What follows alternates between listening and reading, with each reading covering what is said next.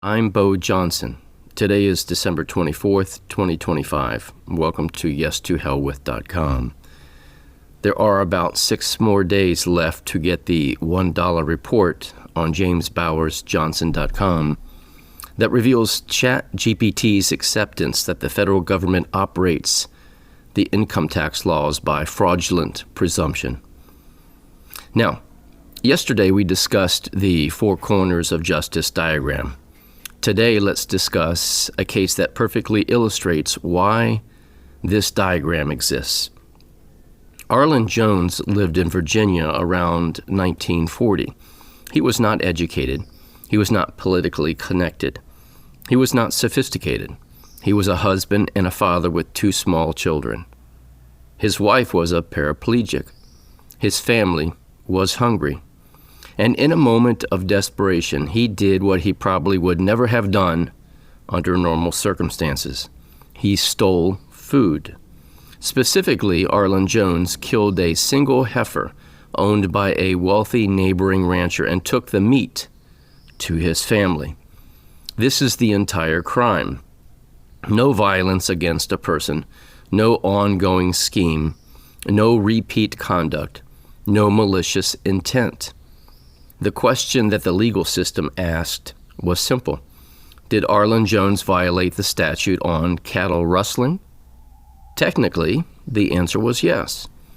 But that is the wrong question. The question justice demands is different. What was his intent? What was the harm? And what punishment is proportionate? The system never asked these questions. Arlen Jones went to trial. He did not plead. He was found guilty, and the sentence imposed was life in prison. Not restitution, not probation, not a short-term confinement. Life. Arlen Jones never walked free again. Now let's stop there for a moment. This is where most people say, well, the law is the law.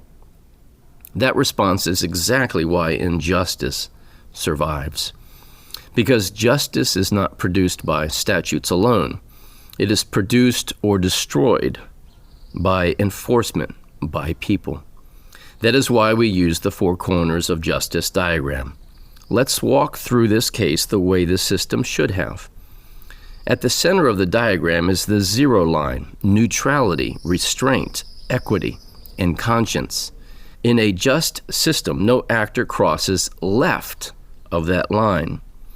In this case, nearly all of the parties did. Start with the electorate. The people tolerated an old statute that allowed a judge to impose a life sentence for a property crime. There was no public outrage, no demand for mercy, no correction. The people tolerated an old statute that allowed a judge to impose a life sentence for a property crime. There was no public outrage, no demand for mercy, no correction. This is civic disengagement. The score, negative. Lawmakers. The lawmakers allowed the statute to remain in force without safeguards tied to intent or proportionality. That failure belongs to them. The score is also negative. The prosecutor knew the circumstances. He knew this was not a violent criminal. He knew the motive was survival. He prosecuted anyways.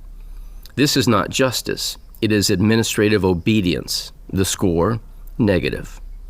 Now we come to the center of the failure, the judge.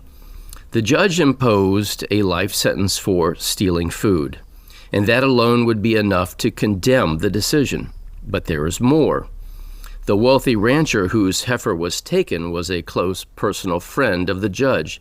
They hunted together. And that relationship did not just influence sentencing. It allowed Arlen Jones to remain in prison for the rest of his life. Years later, when Jones became eligible for parole, the same rancher intervened again, and parole was denied. This was not a legal accident. It was power exerting itself over the powerless. The judge's conduct is not a minor deviation from justice. It is a collapse of it. That score plunges far left of the zero line. The witness, the rancher himself, He did not seek restitution or proportional remedies. He sought ruin. He had the influence to ensure it. The jury and grand jury followed the law as presented. We shall score them as neutral but with suspicion, because neutrality in the face of injustice is not the same as innocence. When you step back and look at the diagram as a whole, something becomes unmistakable. Justice did not fail because of one bad actor. It failed because every layer of the system permitted it. The four corners of justice diagram reveals what the court transcripts do not. Arlen Jones was not sentenced to life in prison because he stole a heifer. He was sentenced because he was poor, because he lacked influence, because discretion was exercised without conscience, and because no one with authority chose to stop it. This is not an argument that theft should be excused. It is an argument that justice must account for intent, harm, and humanity. The system did not do that here, and that is why Arlen Jones died in prison. This case is not ancient history. It is present. It is with us every day. It is a warning. Because the same mechanisms, unchecked discretion, prosecutorial indifference, judicial power, and public disengagement, are still with us. The four corners of justice diagram exist so that when we see a case like this, we no longer ask, was the law followed? We ask the only question that matters, was justice done?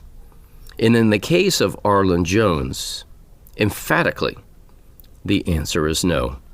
And as always, may truth reign supreme.